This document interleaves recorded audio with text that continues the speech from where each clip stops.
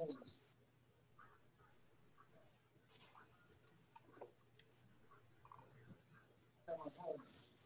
is what the PUD does, the planning development.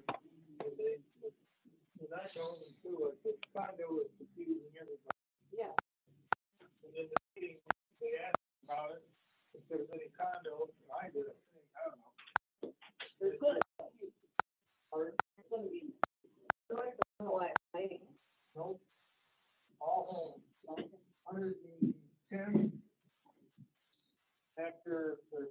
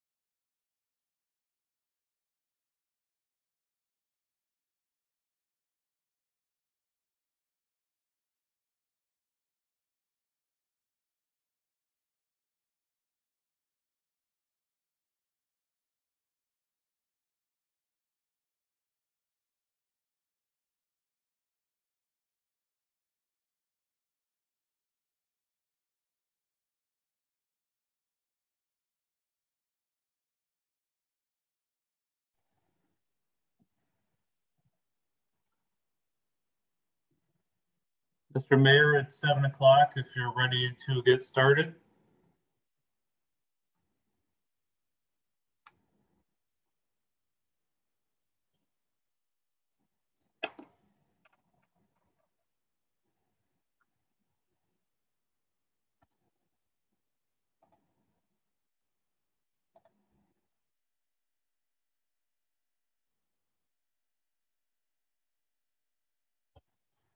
Can everybody hear me? I can hear you. How is everyone today? Everybody appears to be fine. You look very festive. I actually changed out of the really obnoxious sweater that had giant scarecrows and pumpkins. That was my teaching sweater today. Okay. So just give me 1 second. I'm in my office. Let me go make sure everything's okay in the council chamber, and then we can get started. Oh, we ain't got our headphones on.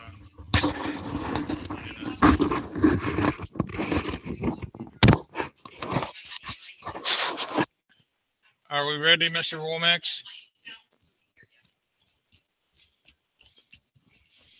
Mr. Mayor, he said he needed just a minute to get something in his office or hook something up in his office. Thank you.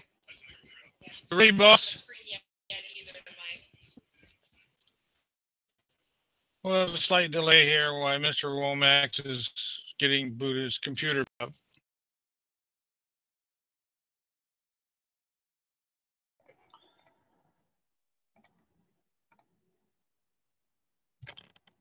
Okay, can everybody see me? There we go. And I just got Miss Powell and Miss Falcon entered into the meeting. I believe we're ready to go. Okay, at this time, I call the regular meeting of the City of Cedar Springs for October 8th to order. Would you all please rise with me this evening and recite the Pledge of Allegiance? I pledge allegiance to the flag of the United States of America and to the republic for which it stands, one nation, under God, indivisible, with liberty and justice for all. Thank you all for attending this evening. We will do a roll call. Mr. Womack, do we have Miss Atchison on? Miss Atchison indicated she would be late, but she will attempt to be here. She was working late. Okay. Thank you. Mrs. Conley. Sure. She's present. Mr. Groves. Mr. Gross indicated that he had, I believe, a family affair to deal with today and would not be present. Thank you. Mrs. Nixon. We hear anything from Mrs. Nixon? Yes, I'm here. I had a technical moment there, but I'm here. Thank you. Miss Powell. Here. Is present. Mrs. Race is present. Mr. Hall is here. Public comment portion of the meeting. The council welcomes and encourages the public to speak during the public comment of the public hearing portion of the agenda. However, council's policy is to hear the public comment, not to act on the public comment at this time. Concerns brought before the council during the public comment portion of the agenda will be referred to the city manager for action. If, after communication with the city manager, no resolution is reached, the concerns will be elevated to the mayor and eventually to the council for action.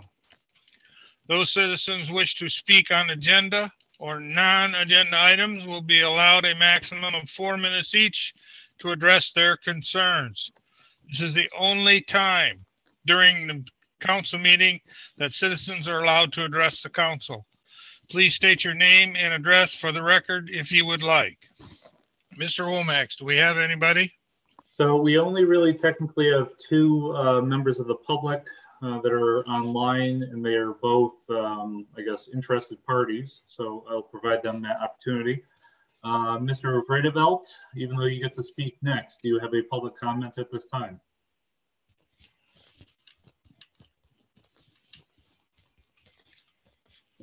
Mr. Vredevelt, I couldn't hear anything. Do you have a public comment at this time? Looks. I am here. Have a public comment before you go through the audit.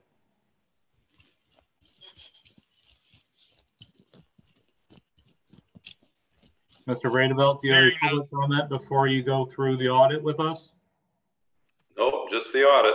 Okay, so we'll get to you next. And then Mike West, Mr. West, do you have a public comment at this time?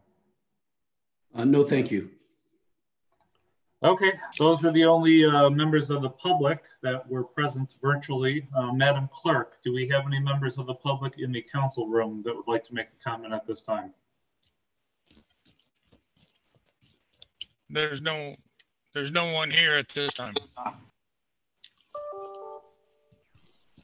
Okay, so I guess that's all the public comments. Mr. Vredevelt, would you like to provide us with your insight regarding the audit, please? I will do that. Thank you. First, thanks to Darla and her team for making the audit go as smoothly as possible.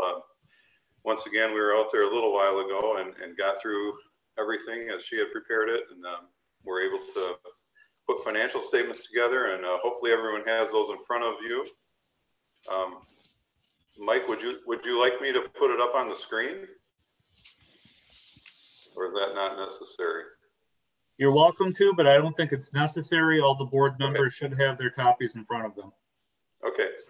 I'll walk through the audit, the booklet a little bit, just a couple pages for you, and then I will put up the presentation that is also showing in the boardroom. I'll put that up. I was going to say, is it available for people at home to be able to see it in some capacity while we're talking about it? The audit report? Yeah. I can put it up on the as we go through it? Like if we were sitting in the room, you usually put it up on the big screen? Yeah, that's the presentation. Yes, I will have that. Yep, yep. But the written typed out report, I'll just kind of walk through the book. So, sure. Okay. So we, at the end of the audit, we form an opinion on the financial statements, and at the bottom of page 1 of the audit booklet is the opinion. It's a clean, good opinion. It says the financial statements present fairly the financial position of the city. And then in addition to that, we also look at the internal controls over the financial reporting process, and there's a report on the very last page of the booklet that there's no findings of significance there or anything that we had to report there either. So all in all, it's a good, clean audit. The big issues for this year were there was new debt issued for the fire station construction, which was just underway at year end. There were some delays in projects and so forth because of the COVID situation. So that was a little bit delayed in getting started from the original plans. The next several pages are your management discussion and analysis. I won't go through that. And then on page 9 of the 9 through 11 are the government-wide financial statements. These are your full accrual statements. The only thing I wanted to point out was right on the bottom of page 9. You have a positive net position, unrestricted net position, which is a bit unusual in these days and times because of there's many communities that have a negative or deficit there, primarily because of pension and OPEB liabilities that have to be recorded now. So it's in good shape from a government-wide standpoint. And then on pages 12 through 15, these are your more familiar probably to you with the fund basis financial statements. And just a couple things on the bottom of page 12. This is your balance sheet of your governmental funds, and I'm just kind of looking at the general fund, which is the left-hand column. Right at the bottom of the page, you see unassigned fund balance, $987,000. The unassigned portion of fund balance is the amount that's available, and that's about 55% of your annual expenditures and transfers out. So that's a very good, strong fund balance.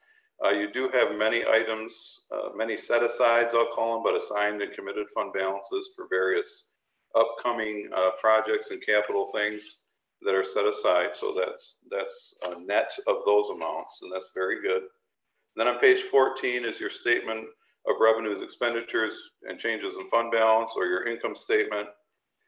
Only a couple things to point out there. There is a new fund this year. I should have pointed that out on the last one, but it's for the fire station capital project. And it's the middle column of page 14, right near the bottom. You can see the issuance of long-term debt of $3.1 million. So that's the new debt issue that's going to pay for at least the majority of the fire station. And then the transfers out, I had a little note there, but the transfers coming out of the general fund of $248,000 are going into the debt service fund. So that's what the general fund's portion of paying the debt service on the old bonds that are outstanding. But at the end of the day, the bottom line, which is 3 lines up from the bottom, the general fund has a positive $146,000. So that's great. The local streets or major streets, which is the next column, is also positive, and you have a fund balance in there of $630,000. In addition, there's a local streets fund with $249,000. So all in all, the city's very responsible fiscally, and things look very good. The proprietary funds, your water and sewer activities, I'll hit those when I look at the slides a little bit, but they're also in good shape. On page 17, you can see the bottom line there, the change in net position, 3 lines up from the bottom, is a $235,000 for sewer, $267,000 for water. So they're both did well this year and didn't have any surprises or glitches there. If you would turn to page 41, way near the back. This is more detailed information on the general fund. It's the budget to actual report of the expenditures. And overall, you can see that many of the expenditures were way underspent, partially because of the shutdown. So there wasn't the expenses that were anticipated. There were a couple that were overexpended by a very minimal amounts. So those get reported to the state, but the state has a 10% tolerance, so you're okay. They won't send you a letter regarding that. That'll have to be corrected. And then just a couple footnotes to point out. Page 27, footnote number 2, that's your compliance footnote, and that's the budget overages I just mentioned. Pages 28 and 29, excuse me, just the capital assets footnote. You can see on right near the bottom of page 28, there's a line called construction in progress with the current year is $360,000 and total construction in progress is $430,000. So that's the start of the fire station construction in there. And then to point out the long-term debt on page 30. One thing I did want to mention, your new debt that you can see there is at 1.34%. That's an unbelievably low interest rate. So you've locked in that money through 2035 at 1.34%. So nice job on that one. That's about it as far as the book goes. So this is new territory for me. So we'll try to get this presentation up here.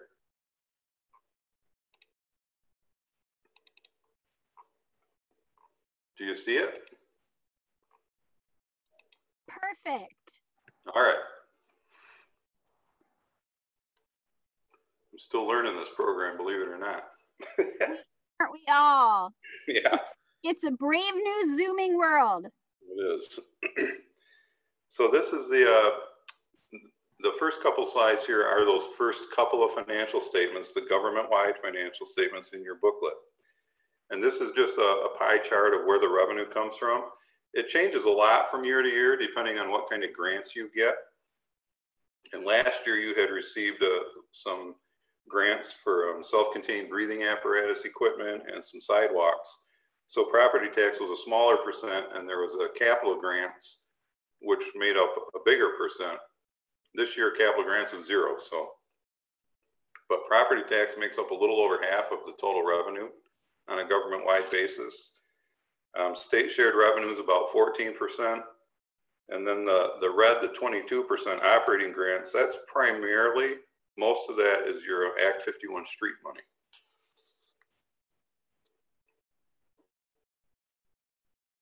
And then the next slide, this is just to show your expense areas matched up with direct revenues. And this too will fluctuate significantly year to year, depending on grants and that kind of thing. This one, the streets one here looks a little bit strange because it actually looks like your revenues exceed your expense.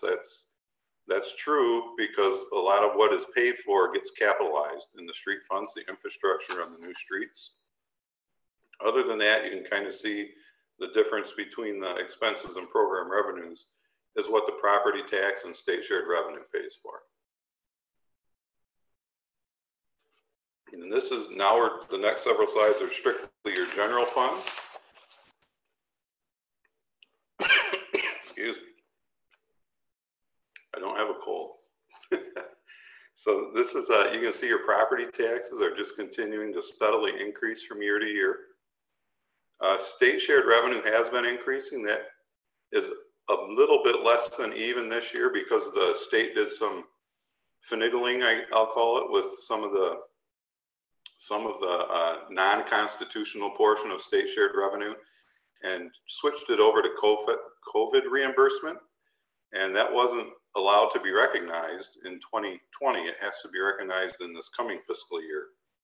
So it's kind of a weird glitch, but that's how the state mandated that. And you'll see there's a big glitch or a big jump right here last year because there was that federal money was received last year that I mentioned. So that just falls in the other category in the general fund here.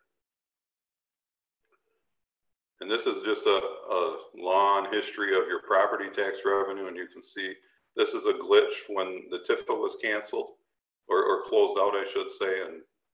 And now since then, it's just been steadily increasing for the last 6 years. So That's what you want to see as property values go up. That's what this is showing.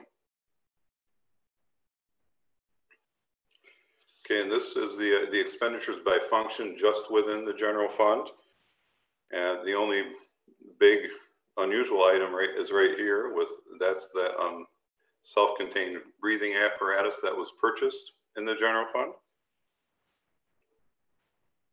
And yeah, there was some additional transfers there last year, but other than that, it's looking pretty steady from year to year with those few exceptions. And then this is always a number we look at, this general fund balance as a percent of expenditures and transfers. I mentioned earlier, the unassigned portion is 55%. This is the total fund balance, and you can see it dips up and down once in a while, and it's about 82%. That's your total fund balance again. And last year it dropped down a little bit because although there was a positive increase, the expenses last year were very high. So it just it fluctuates that way a little bit. Still 83% of total, 55% unassigned. Those are very good, strong indicators. And then the next couple slides are your water and sewer funds, which I mentioned. So this, you can see the sewer funds going, the yellow bar here is your net income for the last 5 years. It's been positive, which is great. The expense does include depreciation, so the depreciation is all being covered. Another thing we have to look at in water and sewer fund is cash flows. And cash flow for both sewer and water fund are also positive. So they're good. And here's your water fund. Back in 2016 made barely anything, and now for the last 4 years has been positive. So everything's from that standpoint, financial indicators are looking good, and keep being conservative in your spending, and we'll keep moving forward. That's all I had, Mr. Mayor.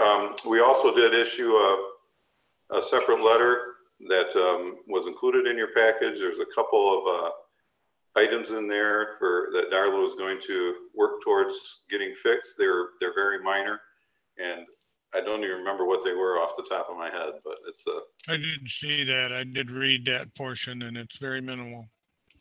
Correct. So if there's any questions, I'd be happy to try to address those. Is there any question to the council at this time for our auditors?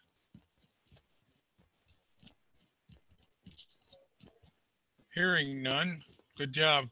Thank you, Darla. Good job, all.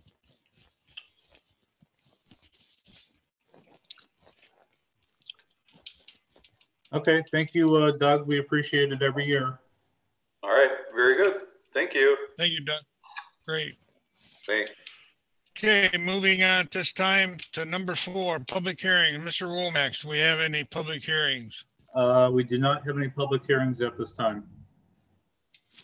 Thank you. Then moving on to item number 5, adoption of the agenda.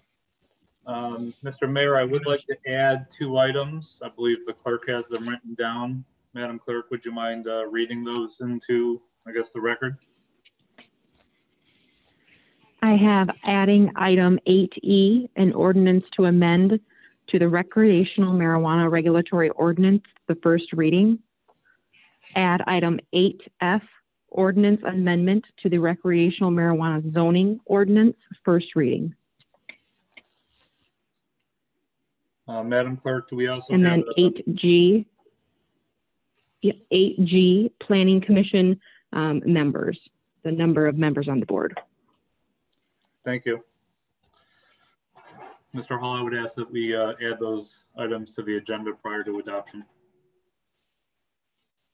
Thank you. What's the will of the council? Mr. Mayor, I will make a motion to adopt the agenda with those changes. I would second. That was Mrs. Nixon was the second. It's been moved and seconded to adopt the agenda. Any further discussion? Hearing none, a roll call vote. Mrs. Conley. Yes. Mrs. Nixon, Yes. Mrs. Powell, Yes. Mrs. Race. Mrs. Race. Yes. Mr. Hall votes yes. Is Miss Atchison available yet, Mr. Womack? I have not seen her. She did text me and said that she would try to Zoom in as soon as she was done with work. Okay, thank you. Motion carries. Moving on to consent agenda. Any additions, corrections, or additions or removals from any of the council members?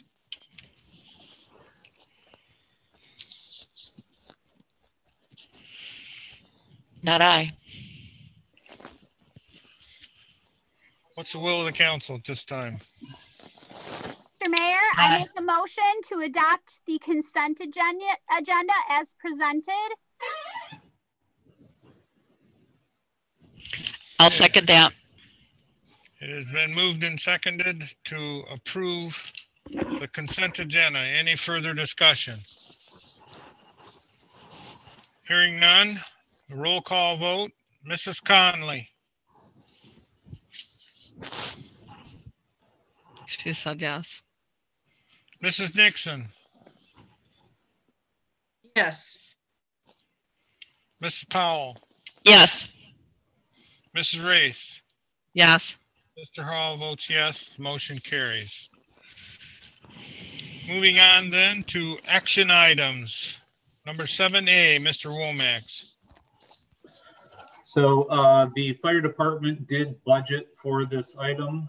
They're replacing 2 of their older automatic external defibrillators, which obviously help persons who are having heart problems, heart attacks, arrhythmias. I believe they're going with the second cheapest bidder. The second cheapest does have additional options. It's not a bare bone system like the cheapest was. And I would ask that the council approve that motion. And Mr. Frazier is available on the Zoom call if you'd like to ask him any questions. Thank you. From what I understand, this Mr. Frazier, Chief, I understand these AEDs you have now are quite old.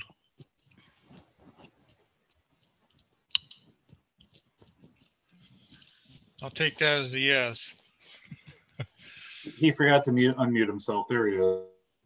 If you can hear me, yes. The one is 16 years old and the other one is 12. It's getting more difficult to replace the batteries and get the pads and stuff. With this new Zoll, we can reach out to the ambulance provider and he can we can exchange pads and stuff like that in the field. Nice. Thank you, Chief. What's the will of the council? Let me see. I'll make a motion to approve the purchase of 2 automatic external defibrillators at a cost not to exceed $4,975. I'll second. Okay, Mrs. Race has seconded. Any further discussion? Hearing none, have a roll call vote. Mrs. Conley, Yes. Mrs. Nixon, Yes. She said yes. thank you. Mrs. Powell, Yes. Mrs. Race, Yes. Mr. Hall votes yes, motion carries. Moving on to item B, Mr. Womack. Thank you. So we were approached by the Cedar Springs Museum who wanted to enclose one of their porches that they have. I provided you with some pictures showing you kind of what they're planning on doing. I did put this in front of the Planning Commission 2 days ago. They reviewed it. They recommended it with no comment. And the only reason this is even coming to the board, of course, is because this is located on city government property in Morley Park. Otherwise, I would have simply approved it as zoning administrator because it's a minor construction project. So I would ask that the council approve of this zoning application. I'll make a motion to approve the Cedar Springs Museum zoning application for a storage construction. I'll second that. Been moved and seconded. Mrs. Ray seconded. Any discussion?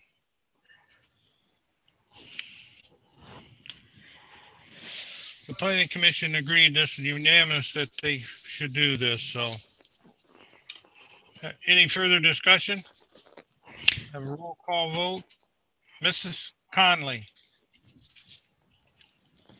Yes. Thank you. Mrs. Dixon. Yes. Ms. Powell. Yes. Mrs. Ray. Yes. Mayor Patrol votes yes, motion carries. Moving on to item C, Mr. Womack. Thank you. So as you guys are all aware, it's kind of been a roller coaster week with the state Supreme Court's majority ruling that the governor's executive orders regarding COVID-19 were unconstitutional. Of course, the whole legal community is kind of bumfuzzled about what that all means and what the current state of the law is. So in the intervening 3 or 4 days since that occurred, I drafted, or more likely I modified, the city's current COVID-19 preparedness and response plan, which mostly deals with how City Hall staff act regarding COVID-19. But I did add some additional language regarding the wearing of masks and social distancing inside of public buildings, which would include both City Hall and the library. In the intervening time, the Michigan Department of Health and Human Services did put out their own health order requiring the same thing. So there is currently a state law in place. Of course, the Kent County Health Department would also have the authority to do a similar thing as Oakland County and Livingston County have done. But this is an option for City Council to give our local deputies a written policy about how to deal with somebody who refuses to wear a mask or refuses to social distance in city buildings. Now, it's kind of one of those things where, is it necessary? No, probably not. Not at least so long as the Health and Human Services order is upheld. And I'm hoping that the state legislature can get their butts in gear and work with the governor to put something together that would cover the whole state as well. But, you know, right now we have members of the board, we have city staff and employees who are at risk and in the high risk categories for COVID-19. My staff have to deal with dozens and hundreds of people daily and weekly. And we are going to be having a very large, very significant election that occurs at City Hall here and not that long from now. So I guess I would ask the City Council to adopt this motion so that we can use our trespassing powers to help keep employees inside public buildings safe. Thank you. What's the will of the council? Mr. Mayor, I will make a motion to adopt this policy for safety measures and for policing for COVID-19. Second. Mrs. Nixon seconded. Any further discussion?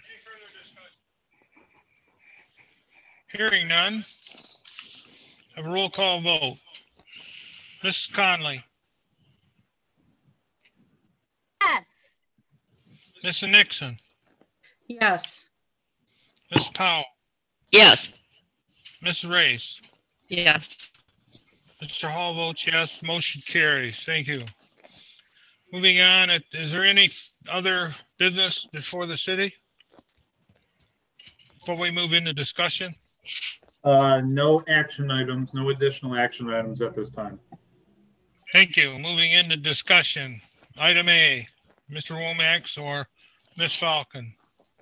So I'll talk for 2 seconds and then I'll hand it over to Ms. Falcon.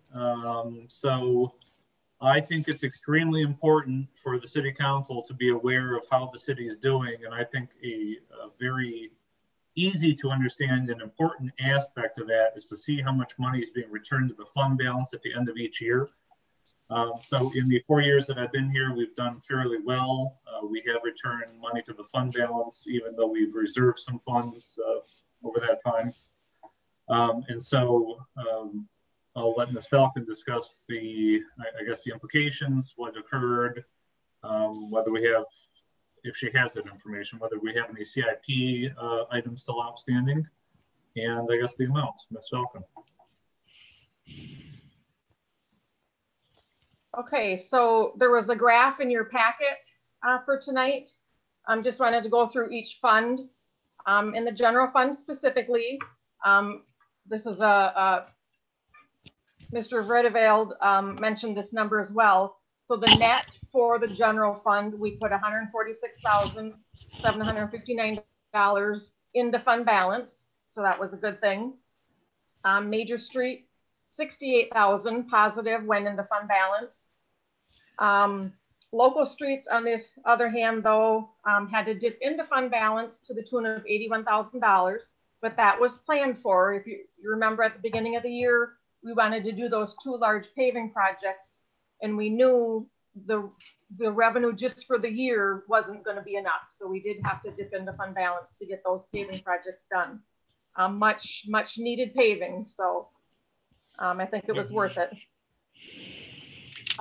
Then you have rubbish collection. So the 5/10 of a mil did cover our expenses for brush pickup and leaf pickup this year. And we were able to put $15,626 into fund balance. DDA spent almost all of their tax capture for the year. They had a net of $6,861. So in total, they have $21,000 in fund balance. Funds that go into the DDA, they're meant to be spent on DDA projects. So I think the DDA is doing a good job of allocating those tax dollars like it's intended to. The library was able to put $20,204 into fund balance. So they were able to cover all of their operating expenses this year.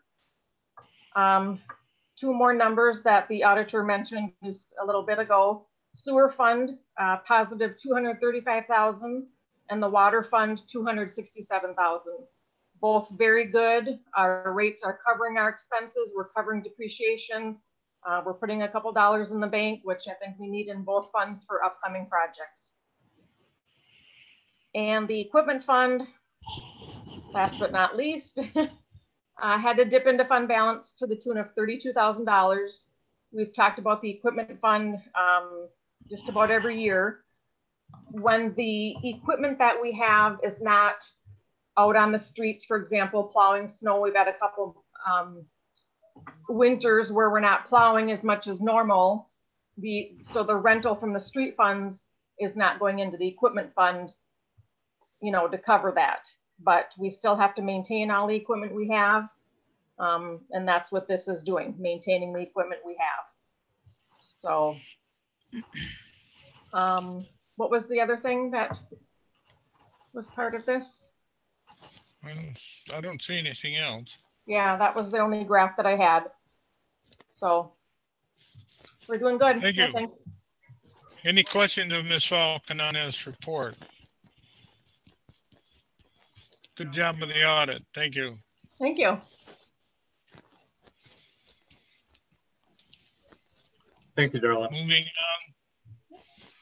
Moving on to item B. We clearly owe you cookies. That was wonderful.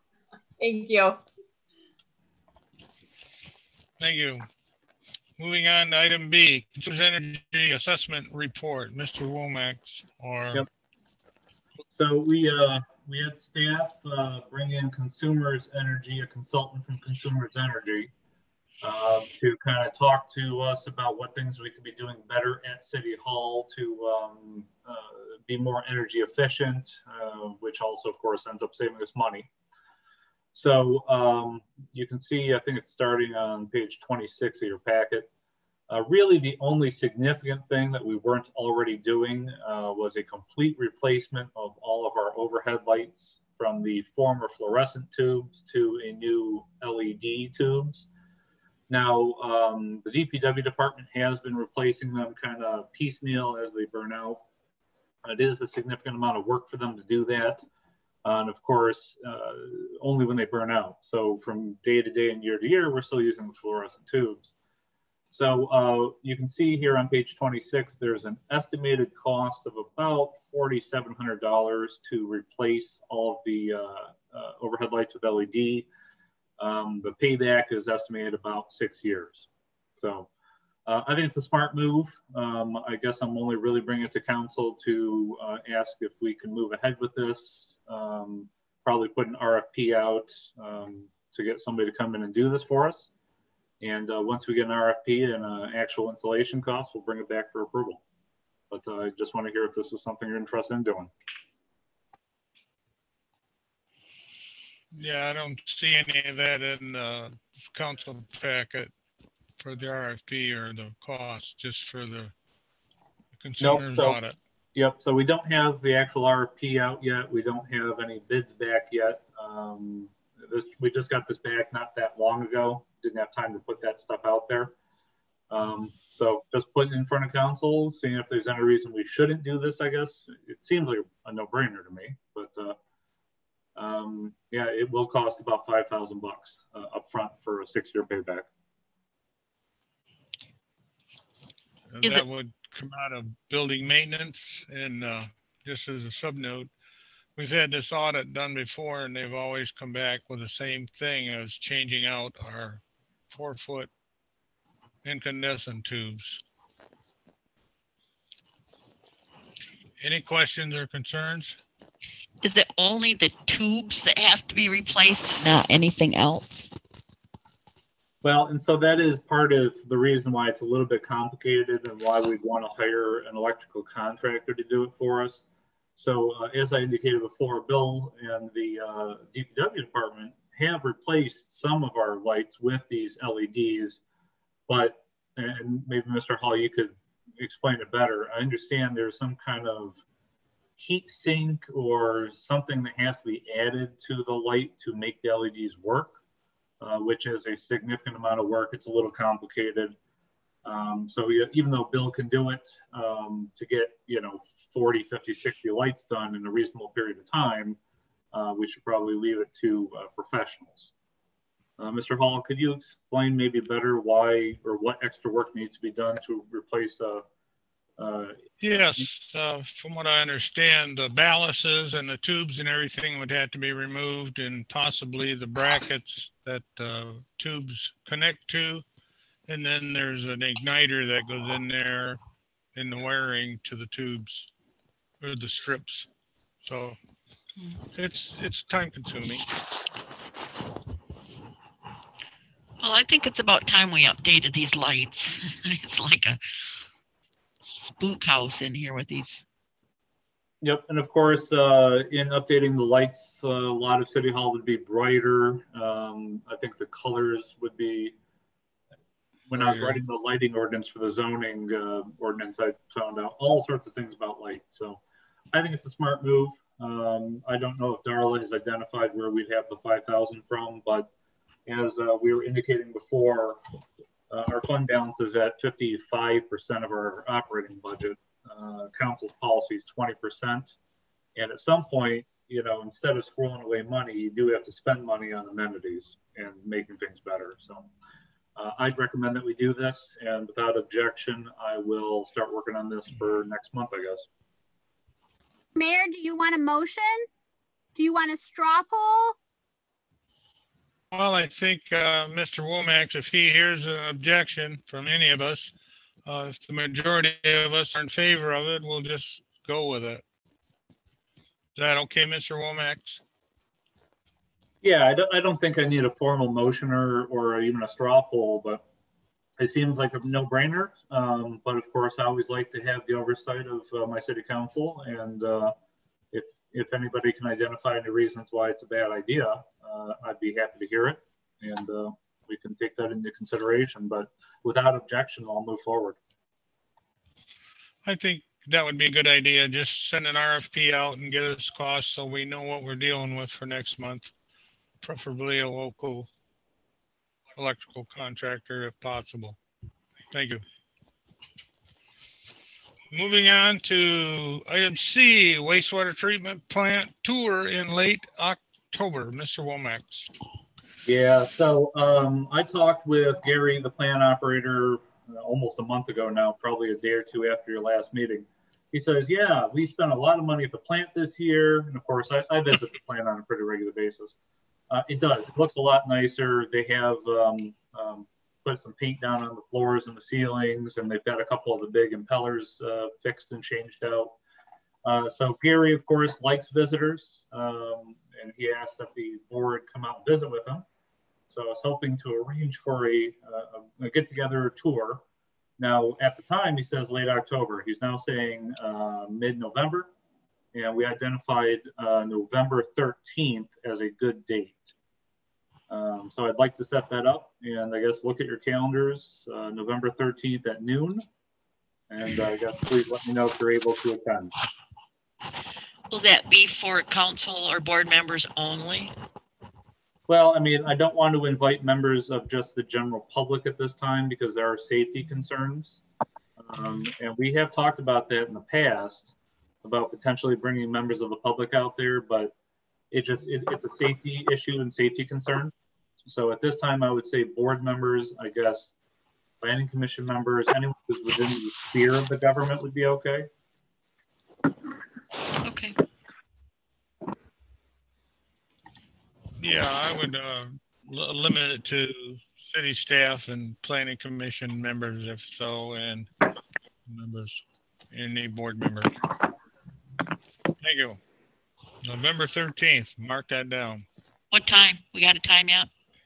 That would be noon. Okay. Thank you. Moving on to item D, White Pine Trails neighborhood. So of course, I've got a great city council who likes to pay attention to what the planning commission is doing. I've also got a great planning commission who works their tails off. For anyone who's not aware, we were, I don't want to say stuck, but we were stuck at City Hall in that meeting until what, about 10:15 or so on Tuesday.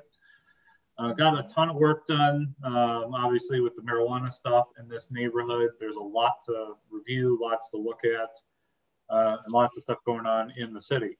So Mr. West is with that neighborhood developer, and we can hear from him if you'd like to.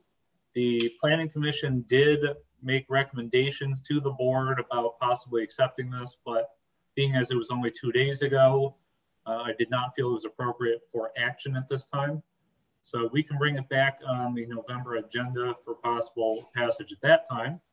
But I figured you should look at it now, and Mr. West is available to answer questions, or you could ask him to give a brief presentation if you'd like.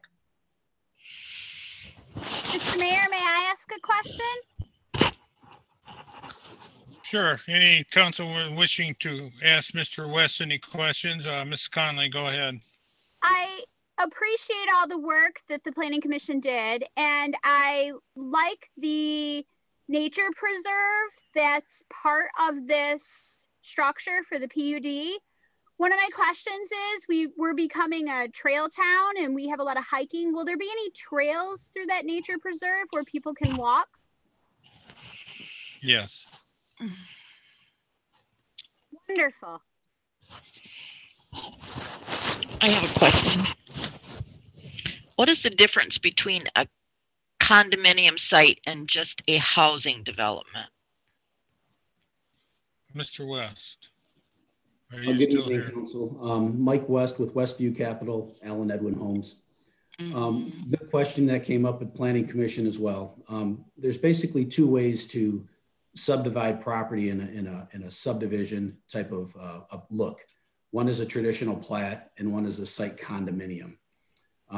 we've found that using the site condominium is far superior to a plat when it comes to common elements such as open space, or there's going to be other jointly owned items that have to be maintained by somebody other than the municipality. So in this case, site condominium is appropriate for us because there's going to be a common space, open space, not only that large area on the western portion of the property, but also the stormwater ponds are going to be under private ownership. So that's the primary reason. The approval process through the state of Michigan it skips a step. It doesn't require a bunch of signatures, and it's more efficient in that way as well. But from a look and an appearance, a site condominium is going to look just like a traditional plat. Those homes, you're going to drive through it, it's going to look just like Prairie Run neighborhood to the south. And in fact, Ms. Powell, I believe the most recent neighborhood addition there, the Prairie Run North addition, is also a site condominium neighborhood.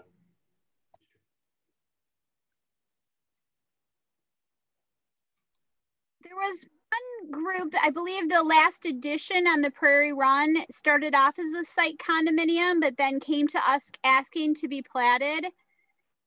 Is there any chance that that might be happening? And if there is there any issue with, is there any reason that we couldn't change it if they want it changed?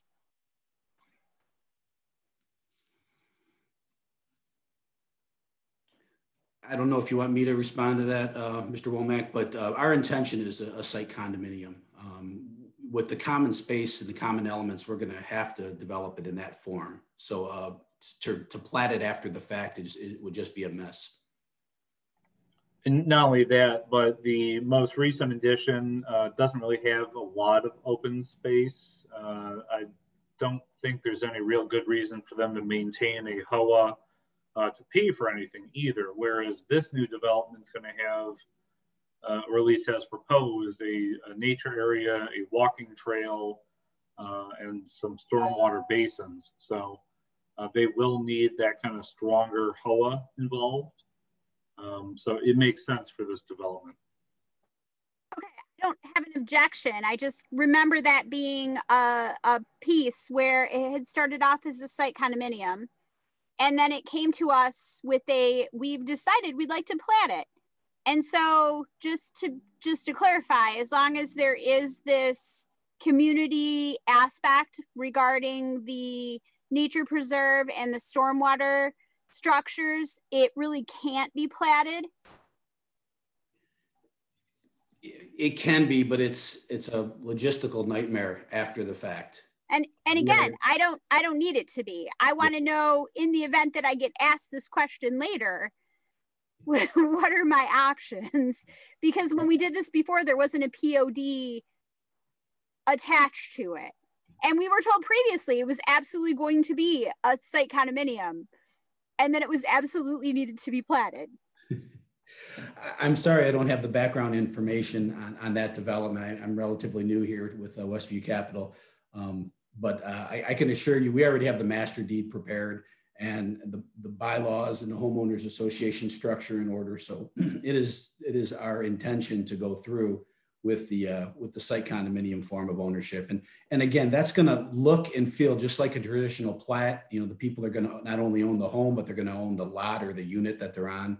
So from an appearance standpoint, it's going to look the same. It's just for the maintenance issues of the common elements, including that nature park on the west end and the stormwater basins. Yeah, and again, I don't have an objection. We did it previously, there wasn't a PUD involved. And I want to know, if I'm voting on this PUD, that we're all clear about what that limits in the event that you come in the future and want something different. If I could jump in for a second, I believe Ms. Atchison is the phone number that's just arrived, 6459. I'll ask her to unmute and identify herself. Ms. Atchison, can you hear us? And if so, can you unmute yourself and be identified?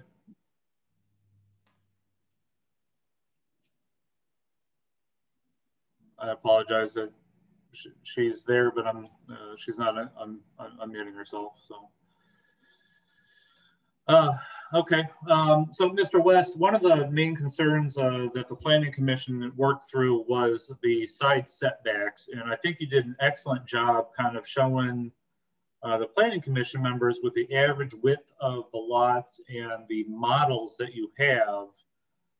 And you had an infographic that showed that. Do you have that spooled up that you could share that today?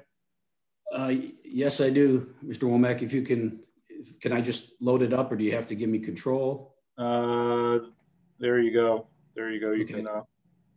Let me get the right one up here. Okay. Well, as I scroll through these real quickly, just for council, this is our proposal.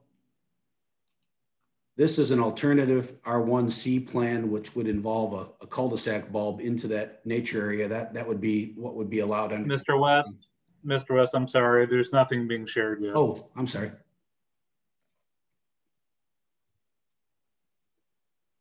Do you see anything now? Not yet. Let me try this again here. Let me go back out. Mike, I am on here if you can hear me. Yep, there you go. Thank you, Lisa. Yep. And Madam Clerk, would you mark that she is now present, please? All right, Yes. Mr. West, we can see it now. Thank you. Thank you.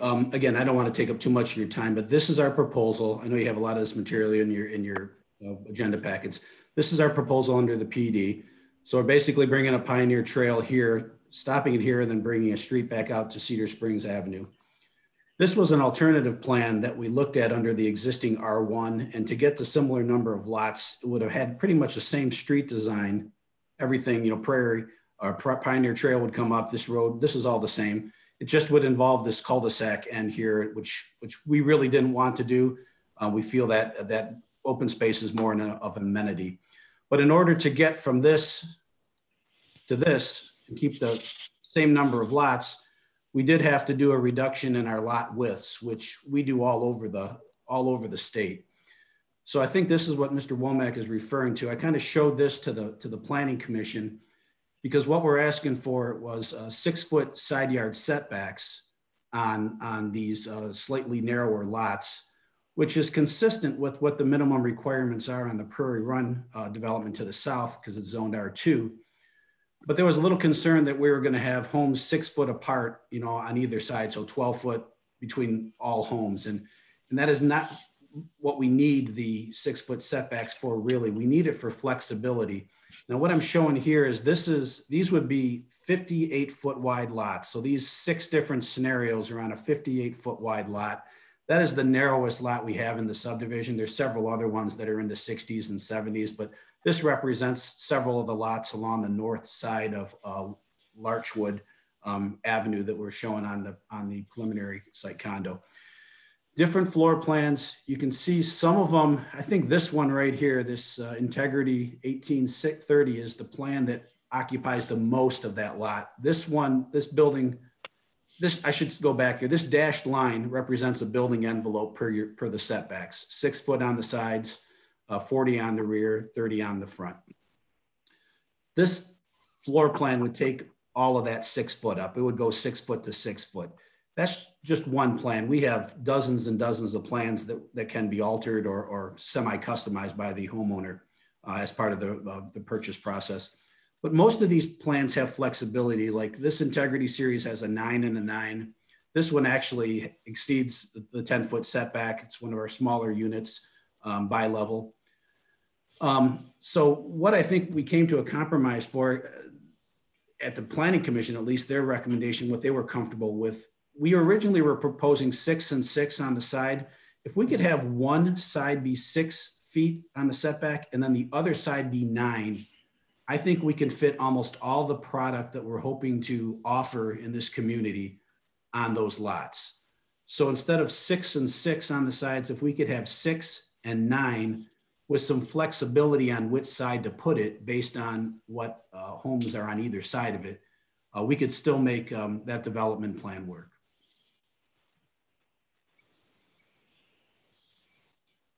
I don't know if anybody has any. Thank you, Mr. West. That I appreciate that. That visualization, I think, helps the both Planning Commission and City Council members understand kind of what we talked about.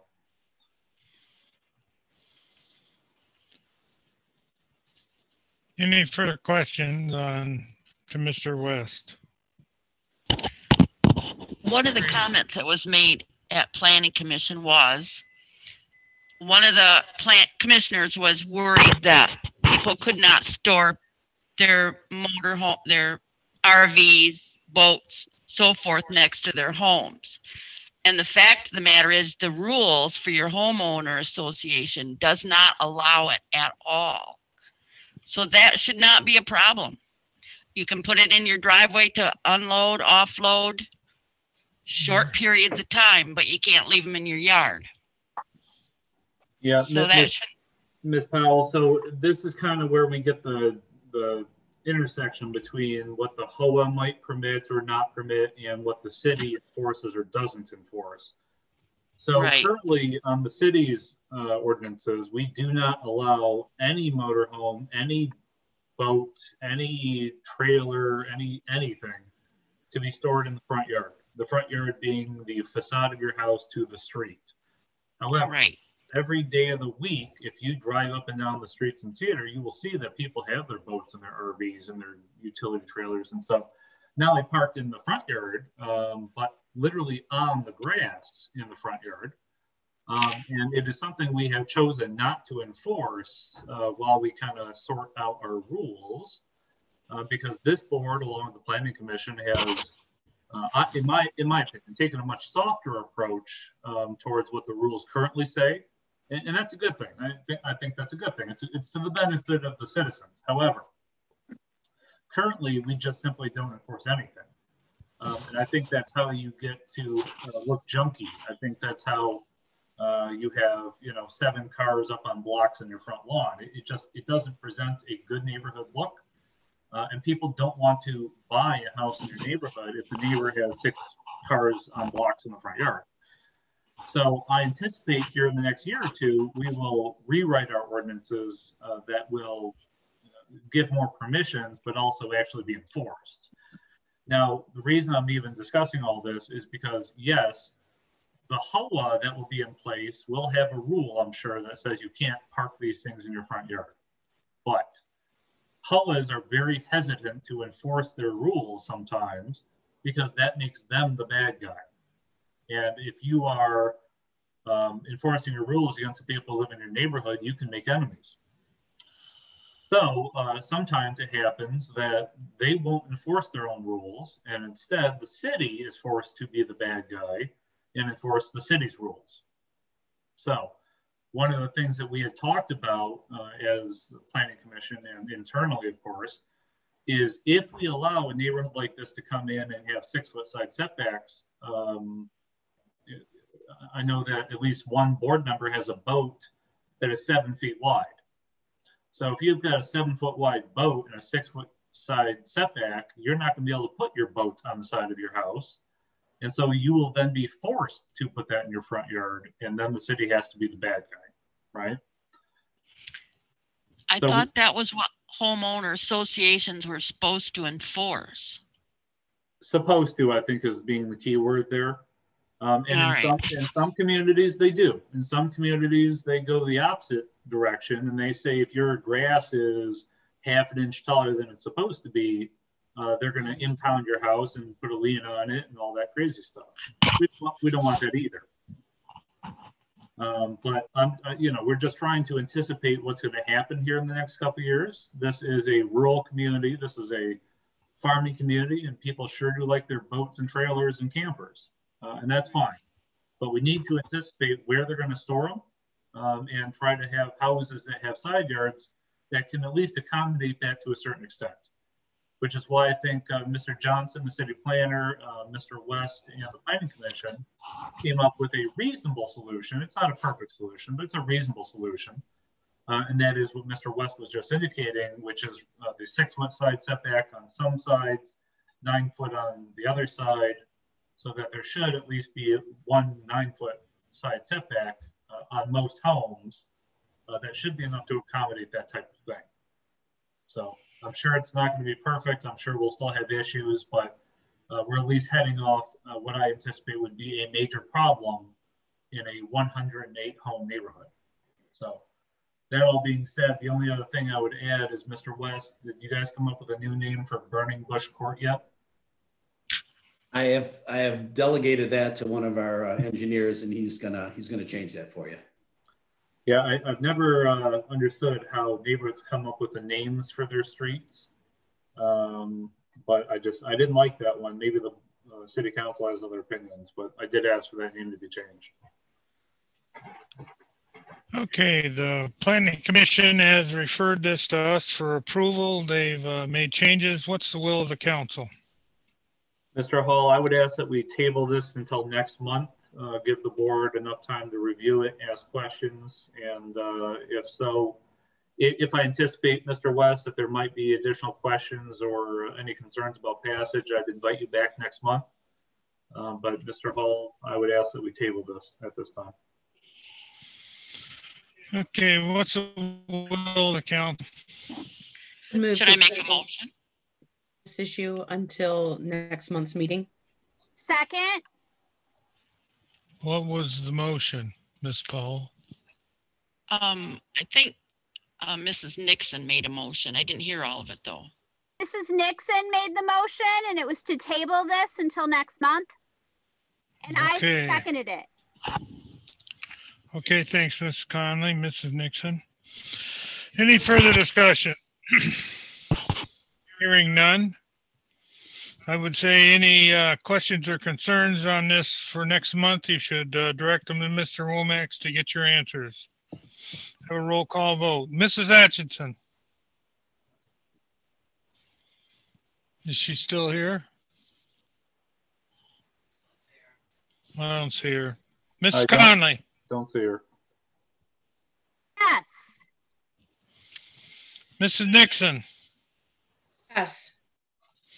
Ms. Powell. Yes. Mrs. Race. Yes. Mr. Hall votes yes. Motion carries. Table to next month. Any questions or concerns, you need to refer them to Mr. Womack to get your resolve for next month. Thank you. Thank you, Mr. West. Thank you.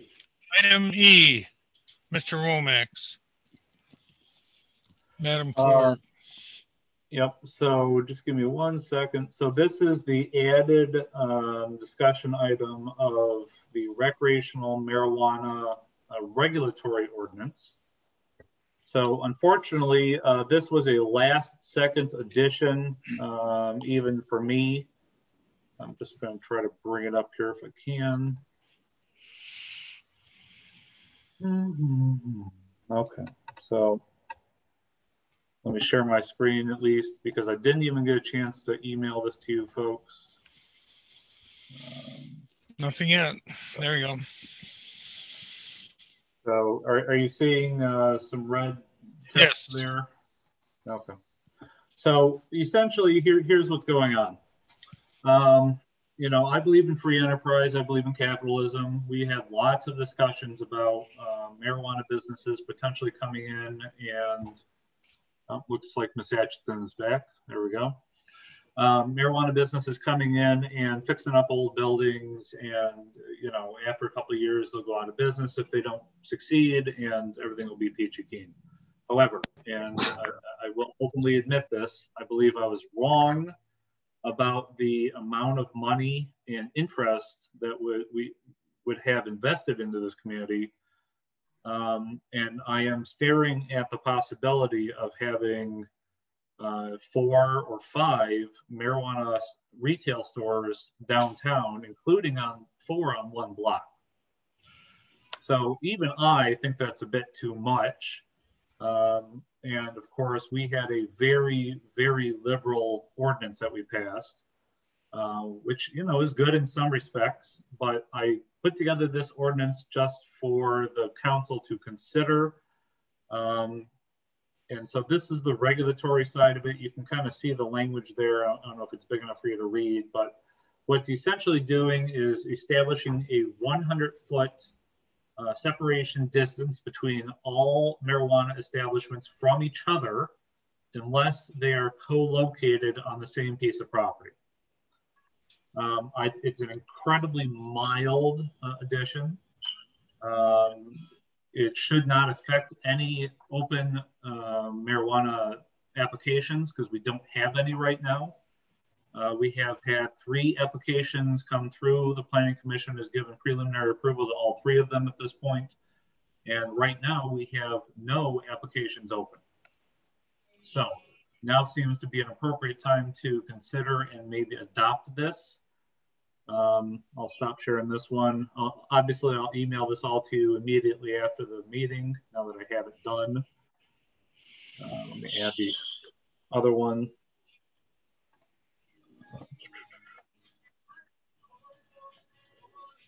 Okay, Mr. Womack, we would consider this as first reading. Yep, I would ask that you consider this as first reading, but let me just put the other one up on the screen. So all the language that change is going to be in red. So this one's a lot simpler. You can see right here, cannot be located within 100 feet of any other pre-existing marijuana establishment except those marijuana establishments co-located on the same real property. Distance is measured from property line to property line. So the language is fairly simple. I will have the city attorney look at this as soon as tomorrow. But the bigger question isn't so much whether we should do this or not. Obviously, council will have their decision to make on that, but how we want to approach the intervening time. So, you know, there's a lot of money, lots of people looking to open up and establish. So the sooner we get it done, the better. So that nobody's caught unawares, nobody's trying to buy property and start a business without the ability to actually open due to this change in the law. So we could set a special meeting to do this. We could wait until our November meeting to do this, and the zoning side of it does have to be reviewed by the Planning Commission. So that one will take a minimum until the November meeting, but the regulatory one could be done at any time if we wanted to set a special meeting. Now here's another option, and that is we can wait until the November meeting, and in the meanwhile, place a moratorium on accepting applications. So we don't have any applications open right now. I did remove all the application materials from the city's website today, so that theoretically they can't access them through the city's website. And we could simply say, hey, if the city council is thinking about changing a minor aspect of it, we don't want you to get caught in a position where you can't open your store. So we're not going to accept applications until the city council either adopts or chooses not to adopt this change. So I guess I would like discussion from the city council on this first reading of how they'd like to proceed. I'm open to any questions you might have.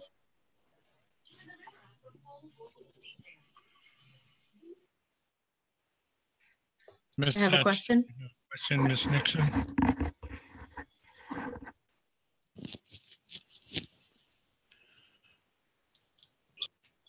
Any questions from the council? I believe Ms. Nixon indicated she had a question and then she muted herself. I thought he said Mrs. Atchison, so I was waiting. My question is, you said that you were seeing that 4 of these businesses may all be on the same block. Is that something that these owners have already purchased the property, or they're thinking about purchasing the property? So of course, I can't imagine in any real estate decision purchasing a property prior to getting their approval.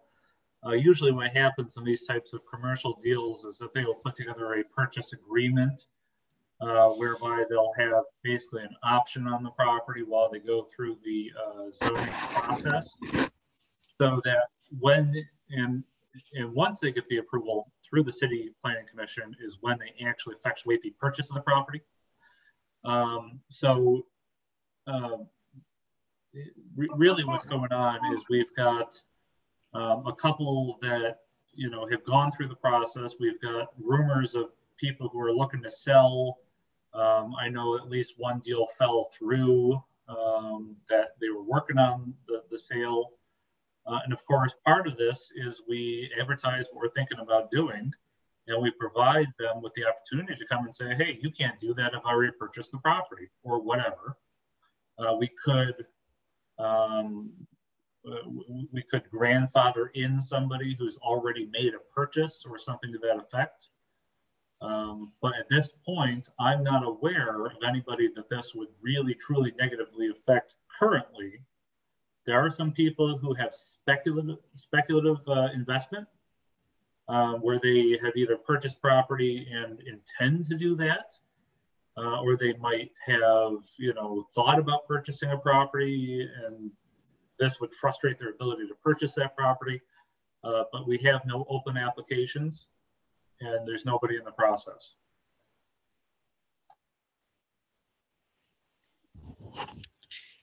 Mike, is it fair to close down the application or moratorium on the application process if there's folks out there that want to apply?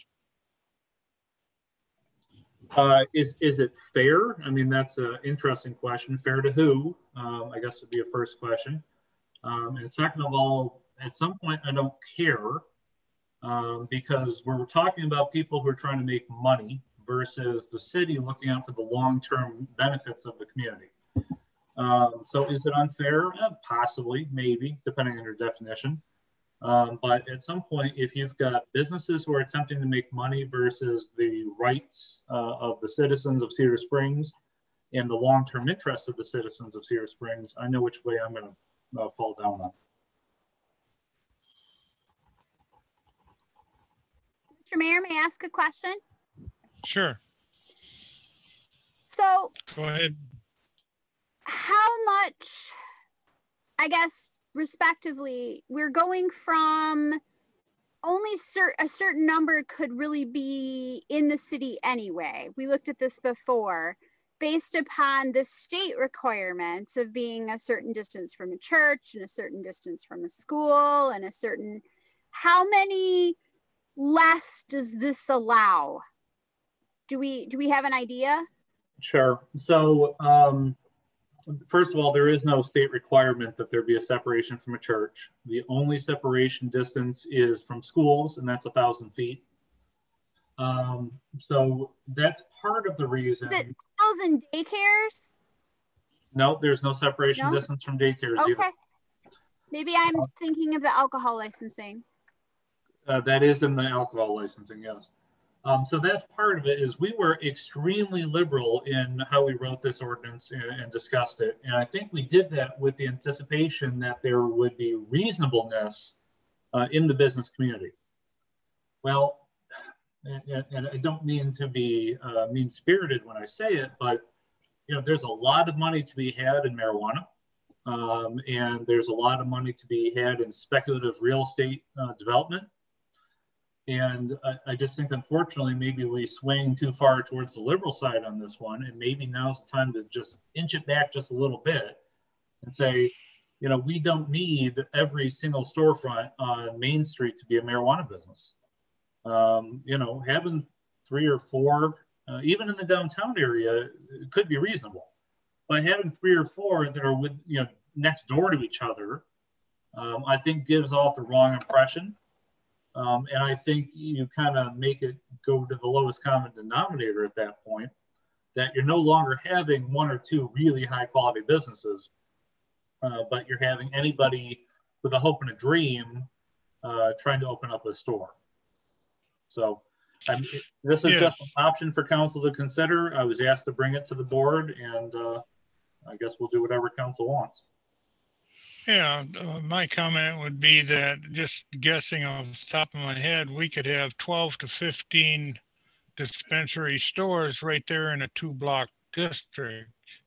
So that's my thoughts. I think we should push this ordinance through or put it in place so we can at least control how many dispensary stores we have right in the downtown area. That's my thoughts. Any questions or concerns any further from the fellow councilors? I agree. I'd like to make a... Go ahead, Ms. Dixon. I'd like to make a motion to in place a moratorium on all marijuana applications for the city of Cedar Springs, pending the resolution of consideration of the proposed ordinance.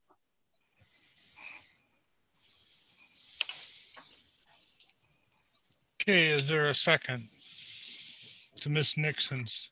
I'll second that. Mrs. Conley. Madam Clerk, did you get that motion? Yes, thank you. Mr. Womack, do you understand that? Did you get that motion? I did, thank you. Thank you.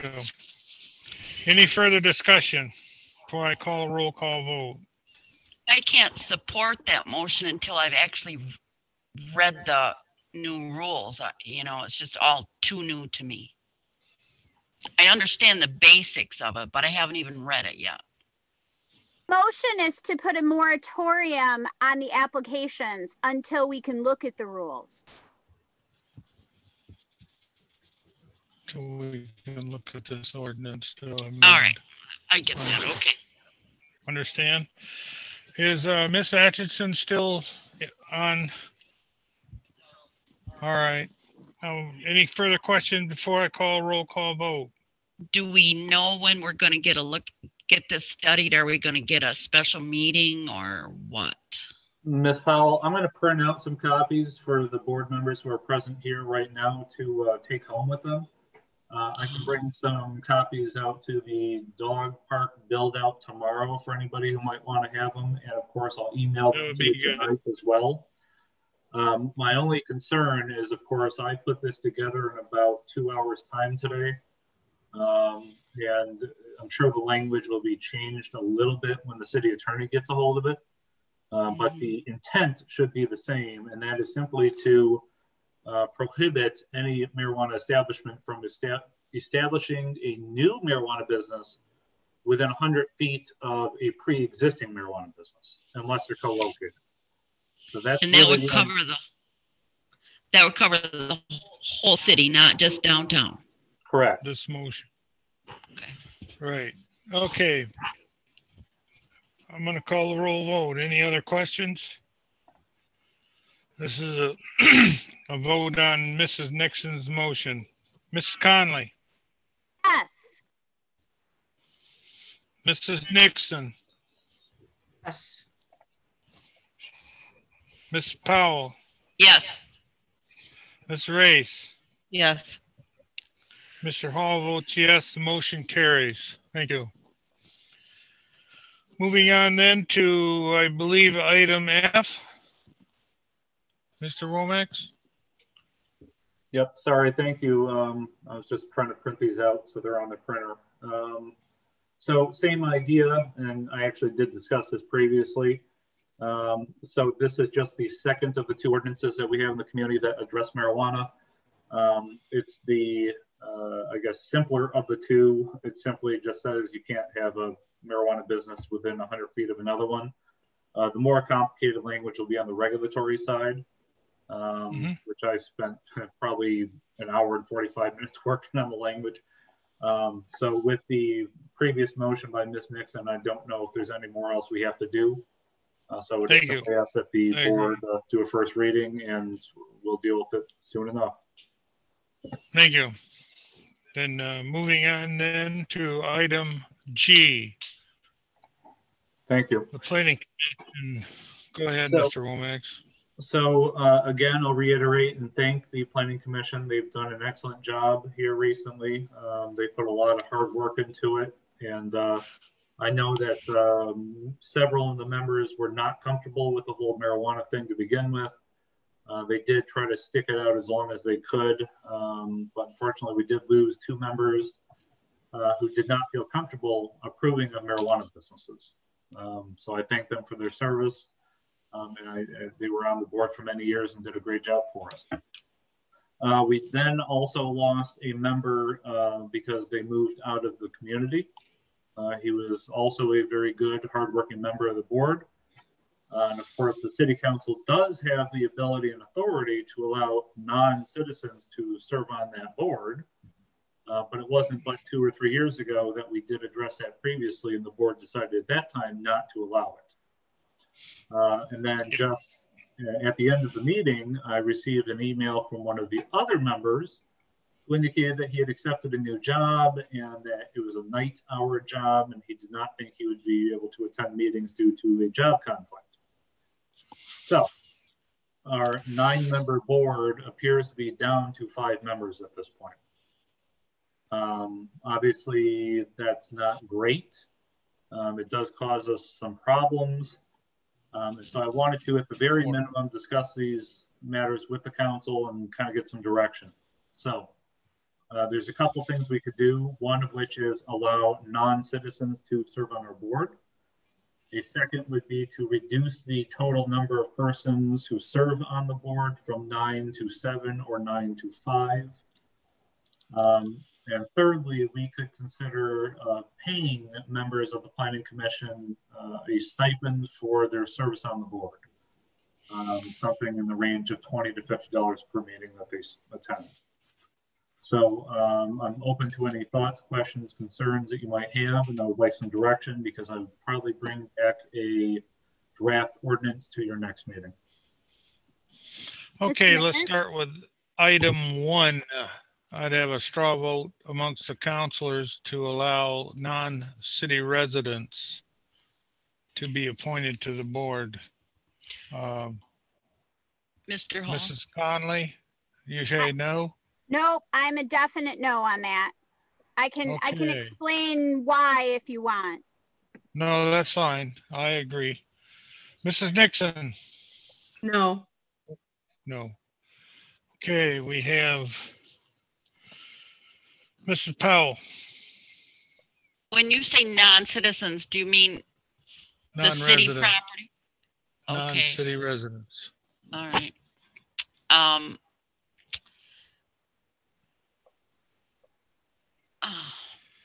No. Okay, thank you. I agree. Mrs. Race? No. I also say no. So I feel that we should have people that are residents on the Planning Commission to direct the growth and guide the city in the future. Item number 2, Mr. Womack, what was that? So both the Planning Commission and the City Council had previously discussed this. This is 2 or 3 years ago now. That even at that time, having 9 members was difficult to fill.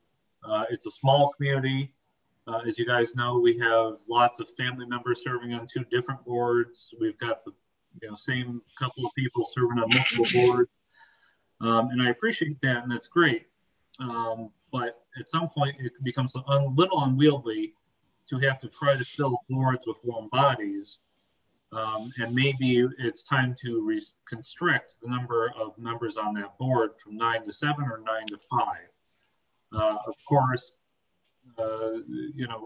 having more members, I think, brings more perspective to the board and opens it up to having, new perspectives and interesting people join the boards. On the other hand, it can also cause problems where you might have a difficult time getting a quorum and some other issues. So I guess I would ask whether the board thinks it's appropriate to pursue restricting or constricting the number from 9 to 7 or 9 to 5. I guess 3 or 1 would be a Mr. Mayor, may I comment on this? Mrs. Nixon or Mrs. Race, go ahead. Just real quick, if we decide to change it to a different number, 5, 7, whatever, can we change it back at some point, or has it been 9 for a long time and this is the first time we're going down? So we had previously discussed doing it and decided not to do it at that time. This was in the last year or 2. I don't believe that we've ever changed it. Now the Planning Commission is a body of ordinance. So, the City Council at some point passed an ordinance, I'm trying to bring it up here, which created the Planning Commission. Now, obviously, if the Planning Commission did not exist, the City Council would end up being the Planning Commission and taking on all of their work. So obviously there is a benefit to having a planning commission. Yeah, I don't see a date in which it was looks like 1982 and then possibly 1982. Sounds right. Yeah, a lot of our Sounds stuff right. started in 1982. It's possible that it was around before that, but that's the earliest I can see in these records. And nothing appears to have changed since then. Oh, is what Mrs. Conley, I believe you're next, or sorry, Mrs. Race, are you complete? You satisfied? Okay, thank you. Mrs. Conley. I've sat on quite a few different boards. I was on the school board and I was on the library board. I've been part of the garden club, and I don't know of any other board that has 9 members. 9 is a lot. It feels kind of unwieldy to me, even trying to just get everybody in the room and have everybody's voice be heard. I've always thought it should be down to 7 or 5. And I know when they were struggling to get enough seats previously, this conversation was had by the Planning Commission, and they liked the idea of having more voices. And I don't think that's inherently bad, but they've been struggling to fill those seats for quite a while. What I would like to see is have them go down to 5, because they are an advisory board to our board, which is 7. And then if there is a strong desire to have greater voice, if there's people that are feeling really compelled, or if the Planning Commission feels like they need more opening positions, then we could move them back to 7. But at the moment, I would like to see them go down to 5. And I don't know of another board, including those of us who are elected, that are over 7. Okay, thank you. I agree then. I think is what you're saying, you're starting the initiative to reduce it to 5, Mrs. Conley? The rest of the counselors, what's your opinion on that? Mrs. Nixon, we haven't heard from you. I'm not opposed to reducing the board to 5 or 7. And if a stipend will help, I'm not necessarily opposed to that either. However, full disclosure, my husband is on the Planning Commission. Yes. So by proxy, I would benefit from whatever stipend would be decided upon. Yeah, that's our next question. So are you encouraging to go down to 5? I would be okay with 5. Okay, thank you. Mrs. Race, what's your opinion? I agree. 5 is good. Mrs. Powell. I'm kind of mixed between 7 and 5, because if you have 7, quite often you'll have 2 or 3 that can't be there. And that's going to be kind of a sticky wicket. But 7 or 5 is okay. We're just going to have to be careful of absentees and people quitting. Yes, if we have less than 5, we don't have a quorum, so then they wouldn't be able to post it. But I have been on the Planning Commission also for several years, and as being the mayor, it's hard to get people engaged to be on the Planning Commission.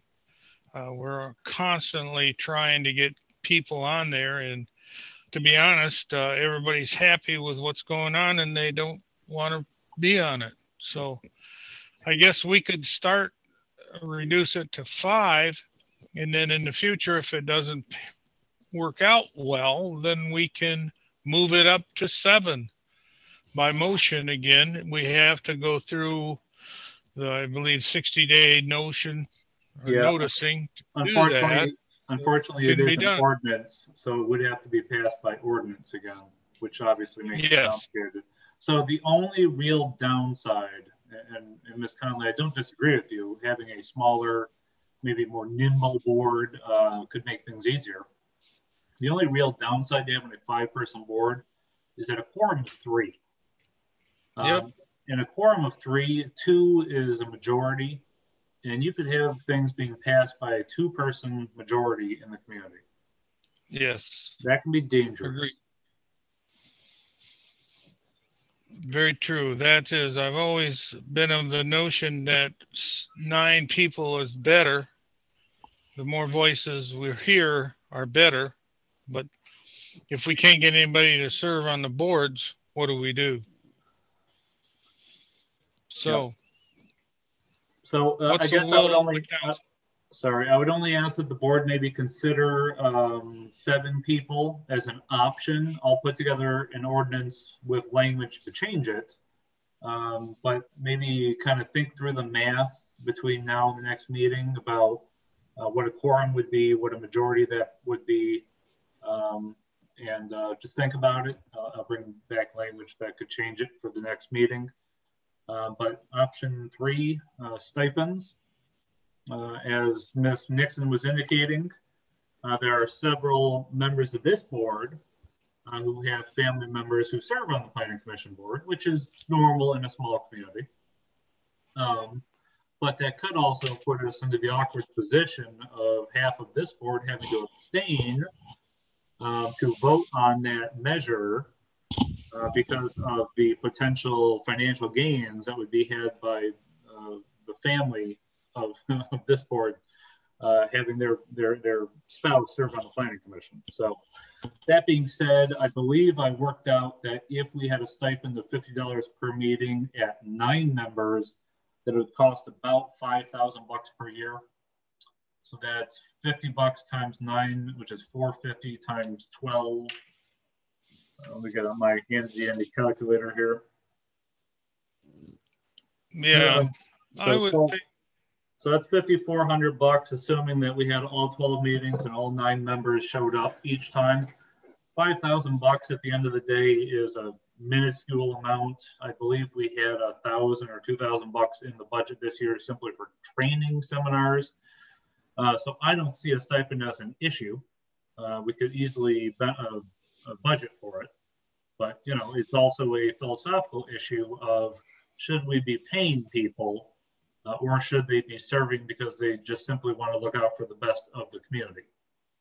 So I'll leave that to the council to decide. Mr. Mayor, may I comment on this? Yes, Ms. Connolly, go ahead. And I also have a family member. My husband is currently the chair of this board. He was the vice chair before the chair resigned. And so I am in the same place that Mrs. Nixon is, and the mayor also serves on this. But I'm going to go to my having served on quite a few different boards. And at one point I was on the school board and we were not paid. And it's a lot of time to put in for what actually costs you money.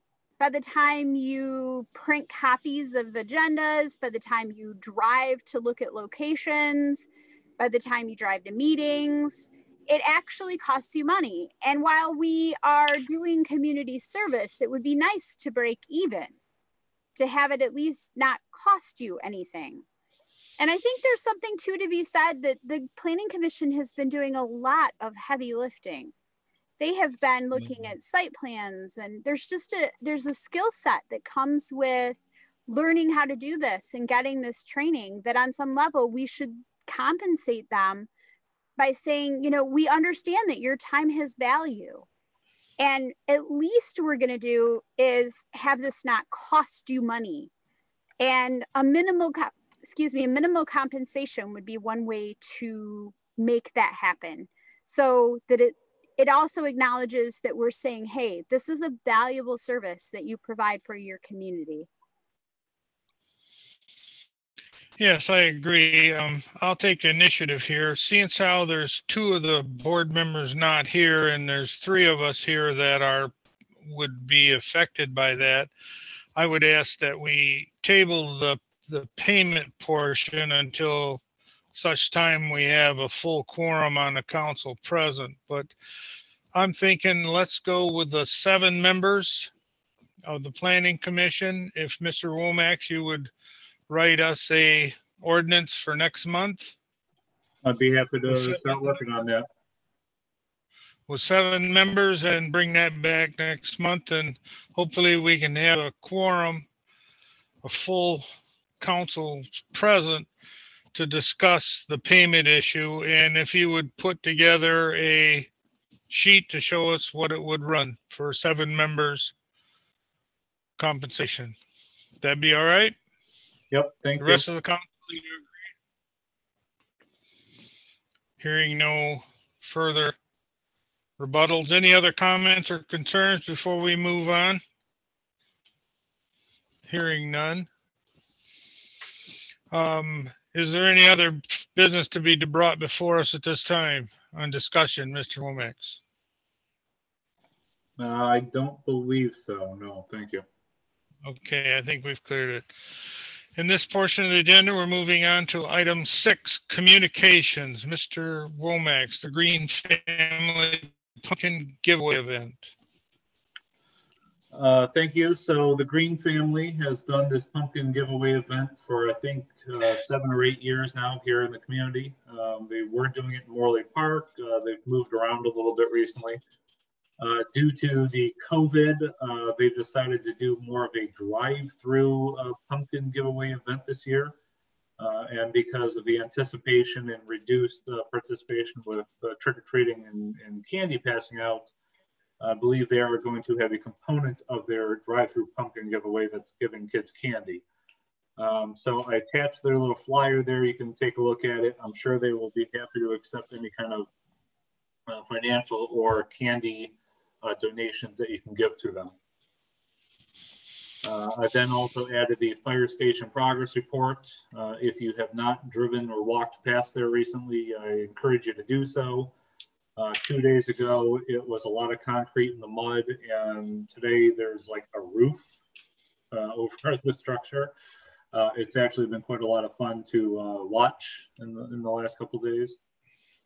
So things are looking good. Hopefully it'll be winterized well before winter, and they'll work on it throughout the winter.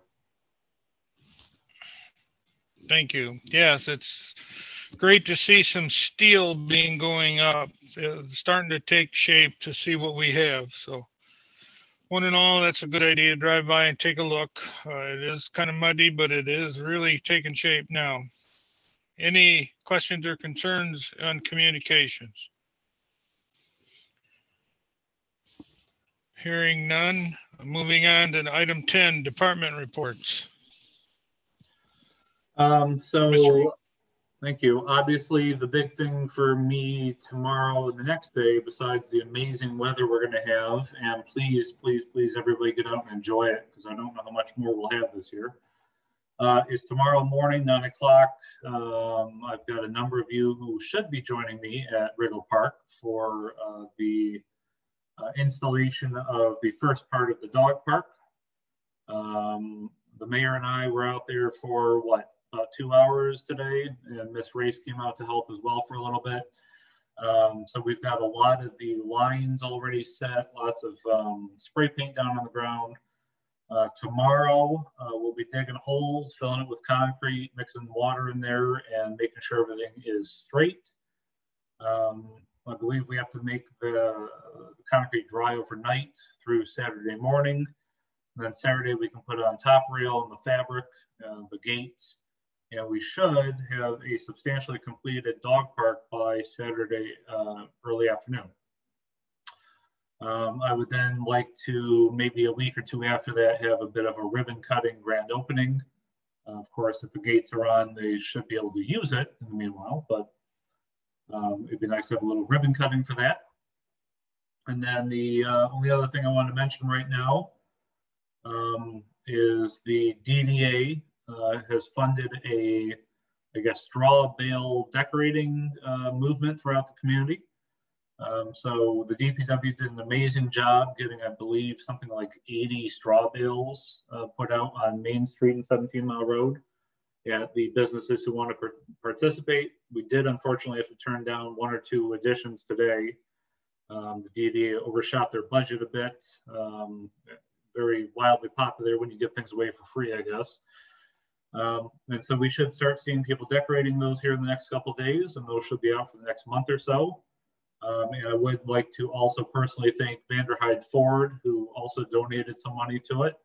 So the DDA and Vanderhyde Ford are primarily responsible for it, and the code enforcement officer, she make quite a lot of phone calls. So I'd like to thank all those people. Thank you. Any questions of the city manager and his report? Hearing none, moving on to department reports. Department of Public Works. Any questions or concerns of the DPW? And infrastructure alternative. Make note that on November 13th at noon, there will be a tour through the wastewater plant of our recent upgrades and maintenance and expenditures. Mr. Osborne is very proud of that place out there, and he keeps it very nice. So if you can make it, please do. Item C, Police Department. Sergeant Probst is with us this evening, I think. I'm here. Any questions or concerns to Sergeant Probst? Hearing none. Thank you, Sergeant Probst. Chief Frazier. May I just ask Sergeant Probst a question? Sure. So, Sergeant Probst, everything okay as far as people wearing masks and not giving our police folks difficulties with that? No, the public has been doing really well. They've been wearing masks around us, and we haven't been having very many complaints at all in town. Things are going well. Wonderful. And your people are all safe and well? Yes, for the most part. We have occasional things going on at the Sheriff's Department at the main office, but for the most part, everyone's doing great. Okay. Thank you for that. Thank you. Any other questions of Sergeant Probst? Moving on to D, Chief Frazier. Any questions or concerns or to Chief Frazier on the fire department? His report was very thorough. Thank you, Chief. Just to throw out a quick comment. Thank you to the council for letting us buy some new equipment. You know, I don't come to you unless I absolutely need it. And I think before one of these pieces of equipment fail, and we'll be proactive instead of reactive. And again, thank you to the council. Christmas is coming early for you, maybe this year, Chief, of the Yes. fire barn. Thank you. Any questions of Chief Frazier?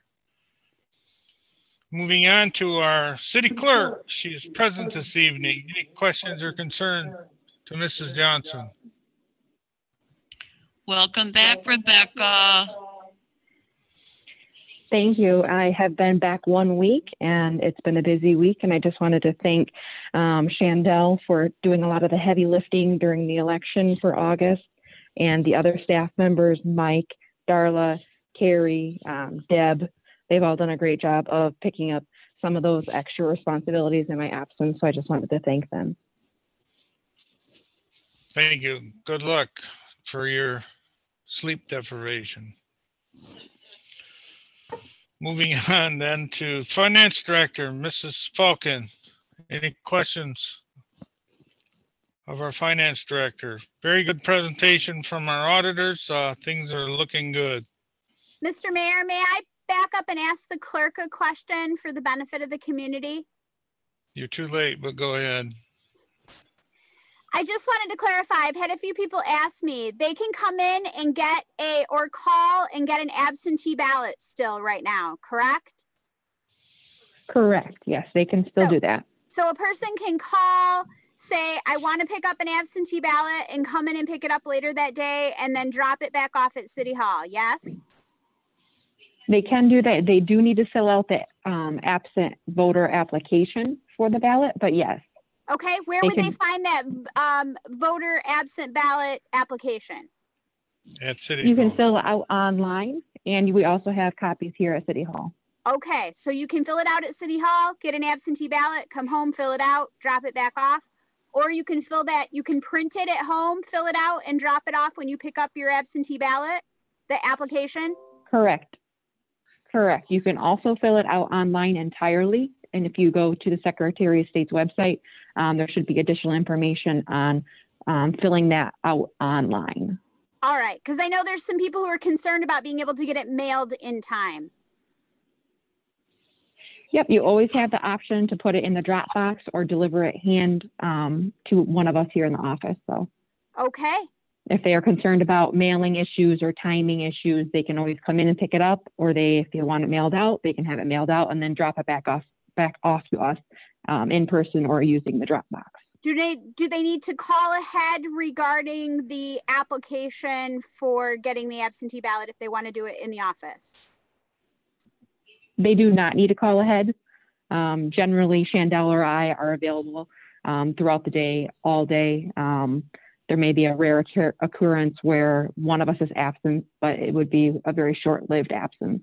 Okay, I fielded a lot of questions about this in the last little bit, so I wanted to make sure that I had that clarified, and then it will live on YouTube. So thank you for that. You're welcome. Also, can folks vote when they pick up that ballot? Vote here and give it back to you? Yes. Yes, they can do that. Mm-hmm. All right. Okay, any other questions?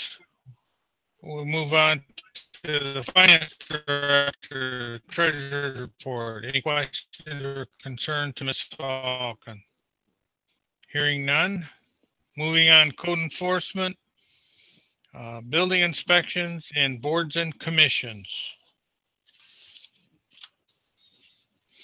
At this time of the evening, we have council comments. Ms. Atchison, are you available, or is she not? She's not on. Okay, moving on then. Mrs. Conley. Thank you for all of the people who keep making this work while we're in this crazy time of dealing with the virus. And the next time that we meet, there will have been an election. So thank you for making that happen. That's our absolute primary responsibility as a council, is to make sure that our citizens have the right to vote. So thank you to all of the folks, to Rebecca, but then to everybody that's making that happen. So that's people have the right and the ability to exercise that right to vote. Thank you. Thank you. Mrs. Nixon. Do you have any comments, closing comments? So best of luck to city staff with the upcoming election. I'm sure you'll knock it out of the park, as you frequently do, but it doesn't make it any less arduous, and I appreciate the effort you put into it. Thank you. Mrs. Powell. I always thought this was going to be an exciting election. And as you may or may not know, Jerry Gross and I are both up for election running unopposed. So all I can hope for is to get 4 more years, God willing, and serve our city another 4 years. And I'd be very grateful and honored to do so. So thank you, everybody. Thank you, Ms. Powell. Mrs. Race. I think my hardest decision for this election is going to be voting for you, Powell. Don't vote for me. Don't vote for me. So just wanted to say thank you. I know that I sat through most of the Planning Commission meeting on Tuesday night. It was a very long meeting. I forget how much work that is. And I really want to thank everyone for taking their time out of their day to get the city straight. So I appreciate that. And I will see everyone tomorrow as we build our fence for the doggies. Yes, thank you. I too, on the Planning Commission, it shapes the growth and the direction of our community for years to come with our ordinances and everything. And it's a hard sometimes to come to an agreement, agree to disagree, but we always move on and do the best we can, the Planning Commission, and try to make things the best that we can for the community. So as the person that has to appoint those people, it's very hard to find people that will engage in the planning commission. They're too busy or they're not interested. And that tells me that they are happy with the direction the community's going, which is a good thing. But to get people engaged, it's really hard. And if we do decide to reduce to 7 or 5, that's what we will go with. And I want to thank the staff and everything for everything they do. We say this every month, but we truly believe it, that without them, this city would not operate the way it is now. So thank you one and all for your part, even on the council. There's a lot of time consuming stuff going on. So Mrs. Powell and Mr. Gross, good luck in your election. Can't wait to see you in November. At this time, we stand adjourned.